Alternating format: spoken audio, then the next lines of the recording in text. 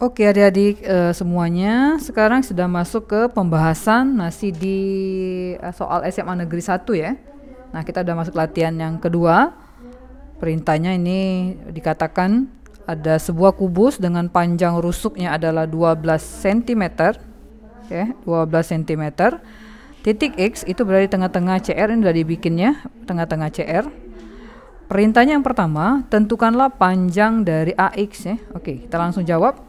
Untuk yang pertama, panjang AX. Kalau Mbak tarik A ke X ya, membentuklah segitiga siku-siku di C.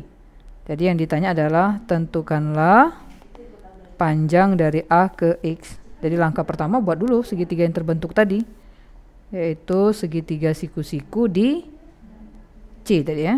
Ini C, kemudian di atasnya X, lalu ini A. Karena ini adalah sebuah kubus, kita masukkan saja dulu angkanya ya. Jadi katanya AC itu, CX ya, CX itu panjangnya adalah 6, sedangkan CAC itu adalah 12 akar 2 ya. Nah, sehingga panjang dari AX itu sama dengan 12 itu boleh kita buat 6 akar 8. Berarti ini sama saja dengan 6 akar 9 atau sama dengan 18 cm ya. Nah, itu untuk jawaban yang pertama ya. Panjang dari AX. Oke, sekarang kita lanjut ke pertanyaan yang kedua. Perintahnya yang B ya. Perintah yang B adalah tentukanlah besar sudut antara AX dengan bidang alas ya. Oke, AX dengan bidang alas yang terbentuk adalah sudut pada A. Sudut pada A tadi dari segitiga yang terbentuk tadi. Jadi kita ambil lagi segitiga yang terbentuk tadi. Ya, saya tulis lagi nih. Tuh, ini adalah segitiga C, lalu ini A, kemudian ini X. Yang diminta adalah AX dengan bidang alas. Alasnya diwakili oleh AC ya. Alasnya diwakili oleh garis AC. Berarti inilah alfanya. Nah, tadi diketahui apa tadi? Diketahui panjang, terserah mau pakai sin boleh, mau pakai cos boleh gitu ya.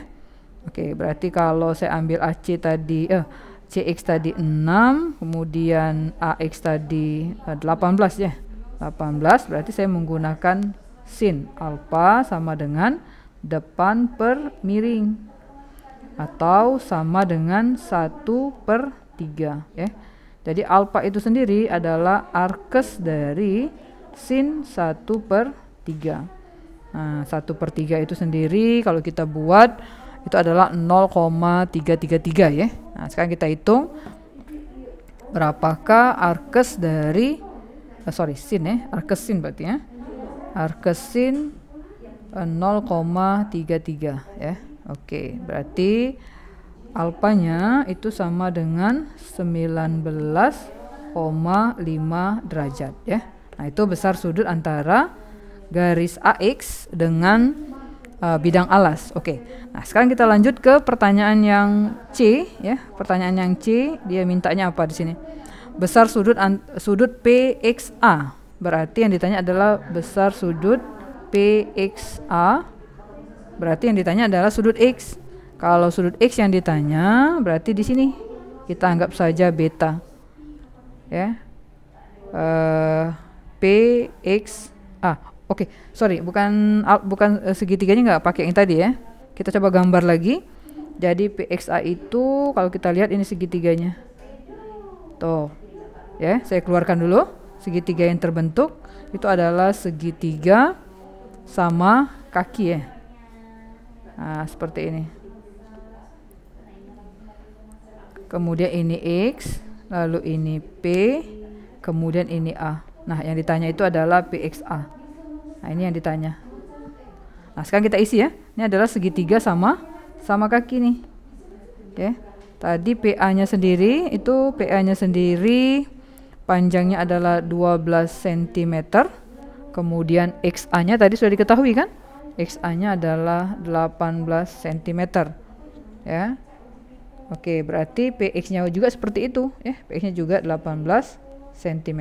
Nah, untuk menentukan besar sudut alfa, maka kita tinggal cari. Jadi menggunakan aturan kosinus. Jadi kosinus beta itu sama dengan 18 kuadrat ya. Kita hitung dulu. 18 kuadrat ditambah ya 18 kuadrat, jadi 18 kuadrat itu adalah 324, langsung saja. Ya, 324 ditambah dengan 324 lalu dikurang dengan 144 lalu dibagi dengan 2 kali yang mengapitnya, yaitu 18 kali 18 324 ya. Nah, itu totalnya menjadi ya, totalnya saya langsung saja 504 ya, 504 dibagi dengan 648 ya. Itu hasilnya sama dengan 0,778 ya. Nah, itu adalah kosinus alfanya, betanya. Jadi besar sudut beta itu sama dengan arkes dari kosinus 0,778. Nah, maka alfa yang ditanya besar sudutnya itu sebesar ya 0,778 tuh 38,9 derajat ya. Oke. Nah, itulah jawaban untuk pertanyaan yang C ya.